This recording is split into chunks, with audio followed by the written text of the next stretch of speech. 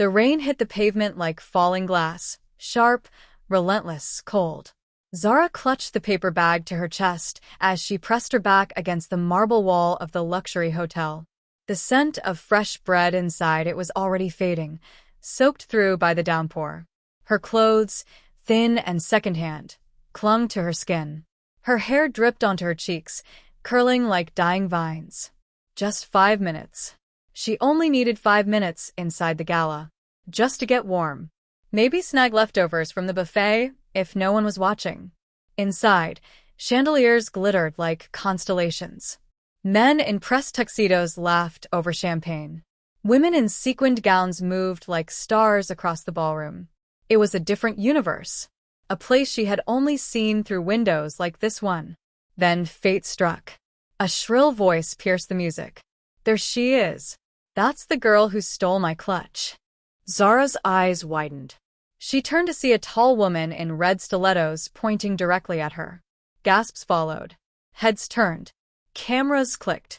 I didn't, Zara began, stepping back instinctively, nearly slipping on the marble. Security, the woman shrieked. That clutch had diamonds worth more than your life. You filthy street rat. 2 uniformed guards lunged forward. Zara froze. Not because she was guilty, but because this always happened. Being poor didn't make her invisible. It made her a target. The next thing she knew, strong arms were dragging her by the elbows toward the exit. Flashes exploded. Laughter. Shouting. Judgment. No one like her should be anywhere near a charity gala, someone scoffed. And then, silence. A single voice cut through it all. Quiet. Cold. Wait. The guards froze. Zara looked up, heart hammering. A tall man stepped forward from the edge of the crowd, dressed in a charcoal black suit that looked like it cost more than her mother ever made in a year. He radiated control. His dark hair slicked back, sharp jaw clenched, and those eyes, black and unreadable, locked onto hers. You accused her? He asked the woman in stilettos. She was standing near the gift table. I saw her. Who else could it be? He raised one brow. So, you didn't actually see her take anything? The woman faltered. She doesn't belong here. No, he said simply. She doesn't. Then his gaze shifted to Zara again. But neither do liars. The room gasped. I'll check the security footage, he added calmly, his voice like frost over glass. And if you're wrong, I suggest you find a very good lawyer. The woman paled. You're Aiden Rafe. Zara blinked. The name hit her like thunder. Aiden Rafe, the elusive CEO of Rafe Corporation. A man whispered about in business circles like a ghost in a mirror. No one ever saw him in public. No scandals, no interviews. Just ruthless moves and untouchable power. Why was he defending her? He turned to the guards. Let her go. They obeyed. Instantly. Zara stumbled to her feet, still drenched, still shaking. He looked at her again. Face unreadable. What's your name? Zara. His eyes narrowed. Not unkindly, but like he was trying to solve a puzzle. You're homeless? Her jaw clenched. She said nothing. He stepped closer, leaned down slightly so no one else could hear. You had every chance to run, but you didn't. That means something. I didn't steal anything, she whispered back. I know. He paused, then added, come with me. What? I said come with me. Before she could protest, he was already walking away. She looked around, saw the crowd parting like waves behind him. Some watched in shock, others in disgust. A few snapped photos. But Zara had nothing left to lose. So she followed. 20 minutes later, she sat, still wet, still cold, in the back seat of a sleek black car that smelled like leather and money.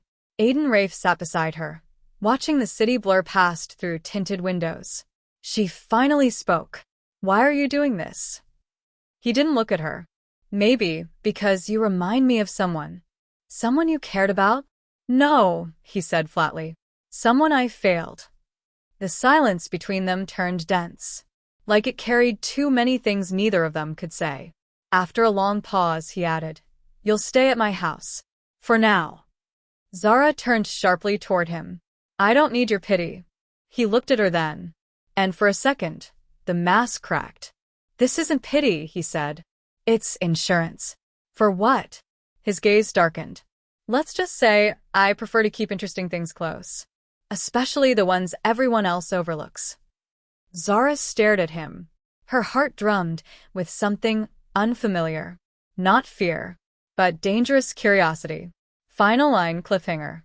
As the car pulled through towering iron gates and into the shadow of a mansion that looked like it belonged in a dream or a nightmare, Zara whispered to herself, "What have I just walked into?" The front doors of the mansion opened like a secret unfolding. Zara stepped in slowly, her soaked shoes leaving faint prints on the polished marble floor. The hallway stretched endlessly, white columns, golden chandeliers, and art pieces so expensive they looked untouchable. For a second, she stood frozen, arms wrapped around herself. Not because she was cold anymore, because she didn't belong. This place wasn't just another world. It was another galaxy. Aiden Rafe walked ahead in silence, jacket now off, sleeves rolled up, like the weight of his own name didn't touch him inside these walls. He glanced back, saw her hesitation. "You'll stay in the East Wing. Mina will show you. You need a change of clothes, a hot meal, and sleep." Zara's voice was quiet, but steady. "You really do this often?" "Taken strays." He stopped walking, looked at her like he hadn't expected her to speak. "No," he said. "Never." Before she could respond, a middle-aged woman in a crisp uniform appeared from around the corner. "Sir, this is Zara," Aiden said, then added more softly. "Take care of her." Zara caught the flicker in the woman's eyes, surprise, judgment. But she said nothing and gestured for Zara to follow. As she turned, Zara noticed something. Aiden didn't leave. He stood in the hallway, watching her go, his expression unreadable. Later that night, Zara stood in front of a full-length mirror in the guest room, wrapped in a silk robe that felt like it had been woven from clouds. Her hair was damp but clean, her skin warm from the bath. She looked human again. Not invisible, not dirty, but the reflection in the mirror still felt like a stranger. Her eyes dropped to the bedside table, where a tray of untouched food waited. Grilled salmon, soup, bread still warm. Real butter. Real silverware. And next to it, something that didn't belong. A small velvet box. She opened it slowly.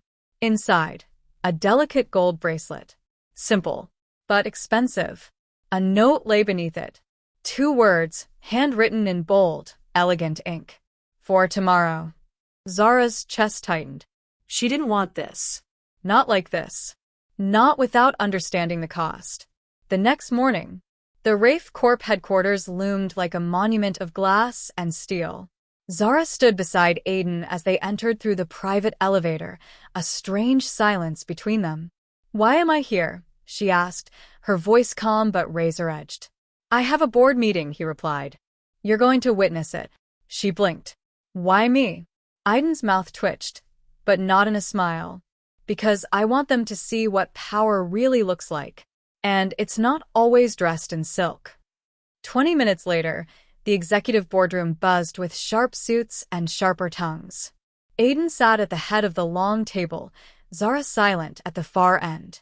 Every eye flicked to her with barely concealed disdain. "She's not on the agenda," one man muttered. "She doesn't need to be," Aiden said, not even looking up. As the meeting unfolded, strategic mergers, legal updates, profit margins, Zara sat still, absorbing it all. Numbers danced through the room like foreign language. She didn't speak it, but she understood tension. The politics. The posturing. And then a presentation slide showed on the screen. Charity division. Expansion proposal. Aiden's assistant stood, explaining how their latest philanthropic campaign would spotlight Rafe Corp's commitment to youth development, featuring press photos with orphanages, models, and government partnerships. Zara's knuckles tightened on the glass of water in front of her. "Models?" she asked, suddenly, voice clear. Every head turned. Aiden looked at her, his eyes didn't stop her. "You want to show off charity like it's a red carpet event," she said, louder now. "But real kids? They don't care about photo ops. They care about shoes that fit. And food. And someone showing up when the cameras are gone. Silence. The assistant stammered. We're working with professional PR. Zara stood. You're not helping people. You're selling guilt in a glass box. Someone laughed under their breath. Another frowned. A woman whispered, "Who is she again?" Aiden stood slowly, gaze unreadable, voice like thunder in disguise. "She's the girl you walk past every day, without seeing. And she just said what none of you had the spine to." He turned to Zara. "Sit down." She didn't. No. "I'll leave. I don't need to be in your palace to know the truth." She turned to go, heels clicking on the marble floor, but Aiden's voice stopped her cold. "Zara." She hesitated. His voice dropped. "You're not just staying. You're going to rebuild the program. I'll fund every change you suggest. You just made the board listen for the first time in years." Gasps. Zara turned, breath caught. "Why me?" Aiden's eyes burned into hers. "Because you're the only one in this room who remembers what it's like to be hungry." Final line, cliffhanger. Zara sat back down slowly, pulse racing. She wasn't just a guest anymore. She was now part of his empire. And she didn't know whether she'd been saved or recruited for something far more dangerous. Zara stood in the center of the vast library in Aiden Rafe's mansion, surrounded by shelves of leather-bound books she'd never afford to touch, let alone read. The scent of old paper and rich mahogany filled the air. She reached out and traced the spine of a volume without meaning to, fingers brushing gold-embossed lettering. Behind her, the room shifted. She felt his presence before she heard his voice. "You're avoiding me." Zara turned slowly. Aiden stood at the threshold, sleeves rolled, tie gone, the first few buttons of his shirt undone, his usual armor cracked open. She crossed her arms, steadying herself. "I'm not avoiding you. I'm trying to breathe." He took a slow step closer. "Did I take that from you?" Her jaw clenched. "You handed me a golden cage. You think just because it's warm and clean and full of food that I'm safe." Aiden's gaze sharpened. "You're not a prisoner." "But I'm not free either," she snapped. The air between them thickened. Something unspoken hung there, charged and sharp. "Then why haven't you left?" he asked, voice low. Zara looked away. "Because I need answers. And because somewhere in this twisted palace, I think there's a version of you who gives a damn. And I want to know why." That stung him. She could see it. His expression tightened, but he said nothing. Instead, he turned, walking toward the liquor cart near the fireplace. "Do you know what people see when they look at me, Zara?" She didn't answer. He poured something dark into a glass. "They see money. Control. They see the man who built an empire from ashes. But they don't see the fire that burned first. They never ask what it costs." Zara studied him. The way his shoulders sat like stone. The bitterness in his voice that no price tag could erase. "You talk like a man who lost everything," she said. "But you have everything." Aiden looked at her. Really looked. And for the first time, she saw not the CEO, but the man underneath. "I had a sister once," he said quietly. "Brilliant. Soft-hearted. She tried to save a runaway girl. Took her in. Fed her. Gave her clothes. That girl robbed her blind and disappeared. My sister was blamed. Her reputation destroyed. She couldn't handle it." Zara felt a chill crawl up her spine. "She jumped off our father's roof 2 weeks later," Aiden finished. "I was 18. The silence after that was a knife." "I'm not that girl," Zara whispered. "I know," he replied. "That's what scares me." Their eyes locked, and something shifted. The tension between them wasn't just distrust anymore. It was something magnetic. Something raw. Zara took a slow step forward. "You brought me here for control. But you don't control me, Aiden." His smile was bitter. "No. You're the first thing I haven't been able to control in years." Then, suddenly, footsteps echoed in the hallway. A firm knock followed. Aiden's assistant entered. "Sir, Miss Vale is here. She's waiting in the atrium." Zara blinked. "Who's Miss Vale?" The assistant hesitated. "Your fiancé." Zara's breath caught. Aiden's eyes didn't move. Ex-fiancé, he said coldly. She's been lingering. Zara turned away before he could see the flicker of something she didn't want to name. Jealousy. You should go, she said, voice tight. People like me don't belong in this kind of drama. But Aiden stepped closer, voice lower now. People like you are exactly why this drama matters. She turned to him again, confused and burning. Why are you doing this? Why me? And then he did something unexpected. He reached out and gently brushed a strand of hair from her cheek. His fingers trembled, just for a second. Because when I look at you, he said, I see the only person in this house who's not pretending. She froze. Her heart cracked open just a little. But before she could say anything, another voice called from down the hall, sharp, elegant, feminine. Aiden, darling. Are you hiding? Zara turned just in time to see a tall, stunning woman step into view. Blonde, perfect, expensive. Ms. Vale. The woman looked at Zara once, eyes sweeping over her like a weapon, then smiled sweetly. Oh, she said. Is this your new charity case? Final line, cliffhanger. Zara didn't flinch. She smiled back, equally sharp. No, she said. I'm his reminder of everything you're not. But deep inside, her heart was already unraveling. Because what if she wasn't just caught in his world? What if she was starting to want it? The air in the mansion was colder than usual that night. Maybe it was just Zara. Or maybe it was the look Vale gave her before walking away, trailing that soft, mocking laugh like silk behind her. Zara wasn't sure what stung more, that she cared, or that Aiden hadn't corrected the woman. Not really. She wandered back to the East Wing alone, her thoughts a wildfire. For someone who had grown up on the streets, dodging danger and hunger like second nature, it was ridiculous how much a single glance from a woman in heels could twist her inside out. Zara didn't belong here.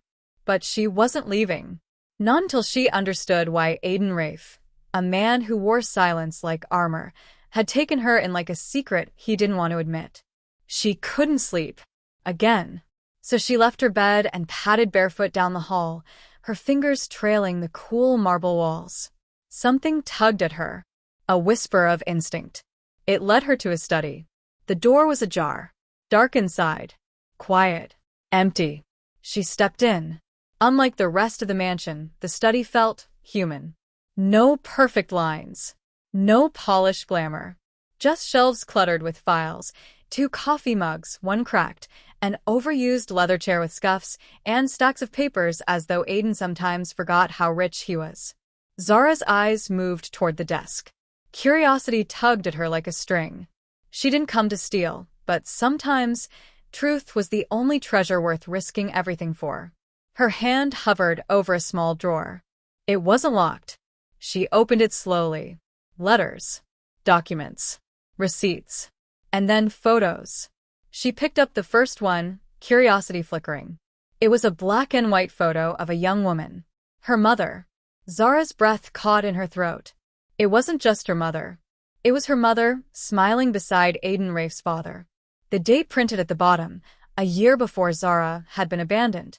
She blinked hard, heart pounding like war drums.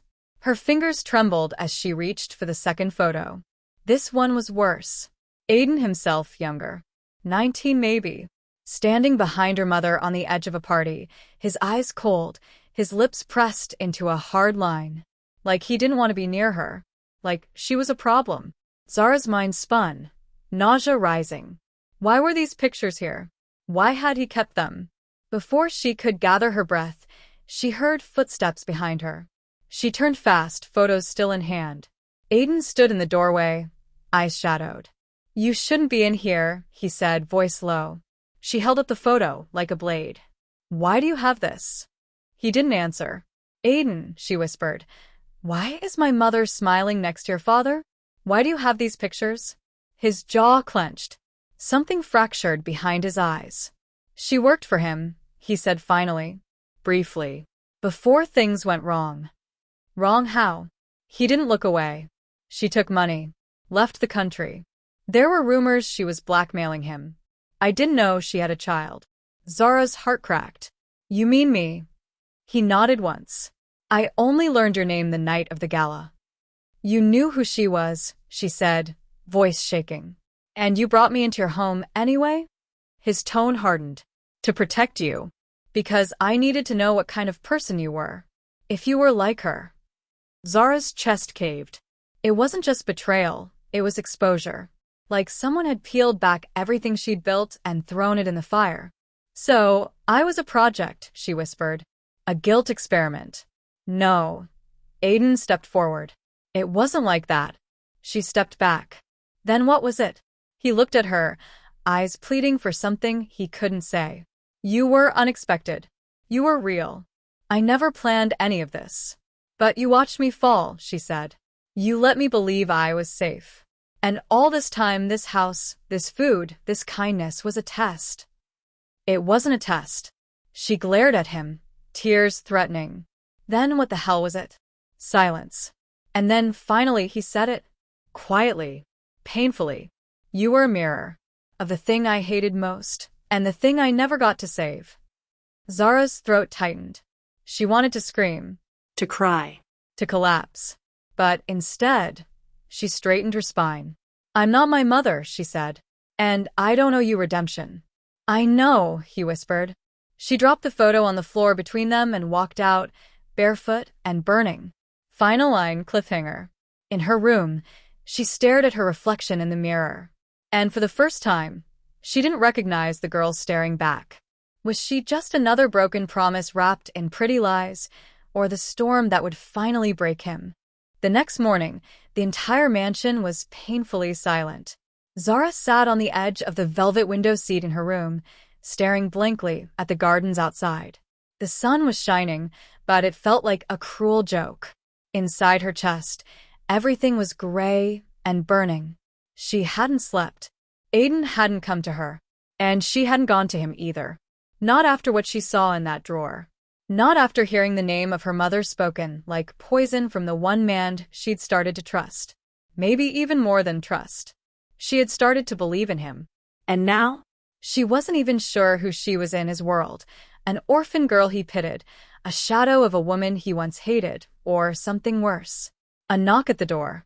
Elise, the housekeeper, peeked in. Miss Zara. Mr. Rafe asked if you'd like to attend the charity luncheon today. The one at the Diamond Hall. Zara scoffed softly. He asked. Elise looked confused. Yes. He said he'd leave it up to you. That alone was suspicious. Aiden never left anything up to anyone. Still, she found herself pulling out the dress he had given her weeks ago, soft lavender silk, elegant and modest, the first thing she ever owned that made her feel seen. She wanted to burn it, and yet she wore it. Diamond Hall gleamed with old money and newer masks. Cameras flashed outside the marble steps. Waiters in black ties floated through the room, serving champagne and empty praise. Zara stepped into the grand ballroom, feeling every eye turned toward her. Whispers sparked like kindling behind lace fans and champagne flutes. Isn't that the girl he brought to the gala? Some say she's a runaway.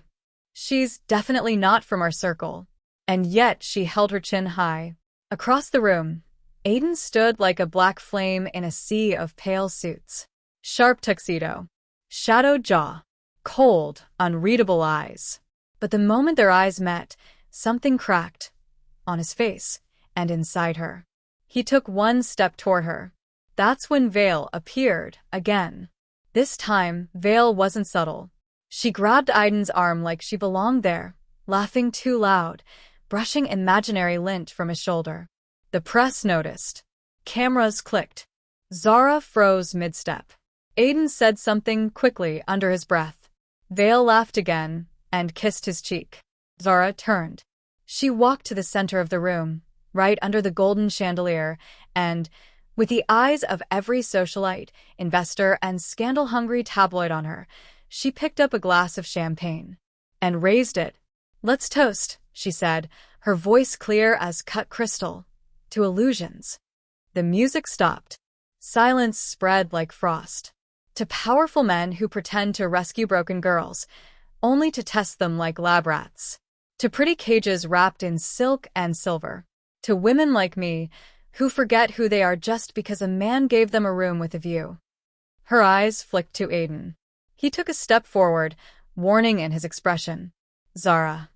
She cut him off. And to the ones who smile for the camera while betraying the truth behind closed doors. Gasps rippled. Vale turned red. Aiden reached her now, low voice urgent. You don't understand what you're doing. Oh, I do, she said, loud enough for everyone to hear. I'm leaving.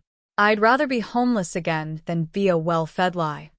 Then, she set the glass down gently and walked out. Not a single soul dared to stop her. Outside, the wind hit her like a slap. Her heart pounded. Her chest ached. But she didn't cry. She refused to. Behind her, she heard the heavy sound of footsteps catching up. Then his voice. Zara. Stop. She turned. Her eyes were fire. Aiden stood there, his coat fluttering in the wind, his expression fractured between fury and pain. You humiliated me, he said. She laughed bitterly. Welcome to how I felt for weeks. His voice broke. It wasn't supposed to go this way. No, she said. It wasn't. I was supposed to stay quiet. Be grateful. Pretend like my mother's face in your drawer didn't matter. Pretend like I didn't feel something for you. That stopped him cold. You did, he asked, voice barely audible. She looked away, swallowing the lump in her throat. Of course I did. But you made it clear. I'm just a reminder. A shadow. A project. He stepped forward. You're not. She stepped back. Then what am I, Aiden? Silence. Then, I don't know, he admitted. But the way I feel when you look at me, I've never felt it before. Not even with her. Not with anyone. Tears finally burned at the corners of her eyes. But before she could answer, a car screeched around the curb and stopped abruptly. A man stepped out. Dark suit. Scar on his brow. Cold, calculating eyes. Zara froze. Aiden's face turned to steel. Hello, Aiden, the man said. We need to talk. About the girl. And her mother. Final line, cliffhanger. Zara's breath caught. Because the man staring at her like he knew everything was her mother's ex-lover. The wind howled through the marble colonnade as Zara stood between two storms, Aiden on one side, fists clenched, jaw locked, and the stranger on the other, with eyes like a loaded weapon. Aiden Rafe, the man said slowly, stepping closer. Still collecting orphans like you're saving the world? Zara's stomach dropped. The man looked straight at her, not with curiosity, but familiarity. Who are you? She asked, voice steadier than she felt. Aiden moved instantly, stepping in front of her. Stay away from her, Jalen. She has nothing to do with your vendetta. Jalen smiled, cruel and patient. That's where you're wrong. She has everything to do with it. Zara peered around Aiden, heart pounding. How do you know my mother? Jalen tilted his head. Sophia? Oh, we were close. Until she disappeared. But she never mentioned you. Zara flinched like she'd been slapped. Aiden's voice was low and dangerous. Leave. Now. But Jalen ignored him. Funny, isn't it? I've been chasing ghosts for years. Your mother's betrayal, your lies, and suddenly, I see her face again in this girl. Zara's breath caught. Her face? She remembered now. Vale's cruel words, the photo in Aiden's drawer, the charity whispers. Her face was more than just familiar to these people. Why do I look like her? Zara demanded. Jalen's grin faded. Because you're her daughter. But not just any daughter. You're the leverage I needed. Aiden's temper snapped. He lunged. But Jalen was already backing up toward the car. You kept her hidden long enough, Aiden. I wonder, what will the board say when they find out you've been harboring the child of the woman who nearly brought down Rafe Industries? Then, with a wink at Zara, he vanished into the black car and sped off. Back in the car, silence crackled like electricity between Zara and Aiden. She stared out the tinted window, hands trembling in her lap. You knew, she whispered. He didn't answer. You knew about him. About my mother's past. About me. Aiden exhaled slowly, still staring straight ahead. I suspected. Not at first. But when I found her name connected to that photo, I ran a DNA trace through old records. Zara turned to him, voice sharp. And you didn't think I deserved to know? His jaw clenched. I was trying to protect you. From what? She snapped. From my own life. From the truth. I was protecting you from people like Jalen. From what they'd do if they found out you existed.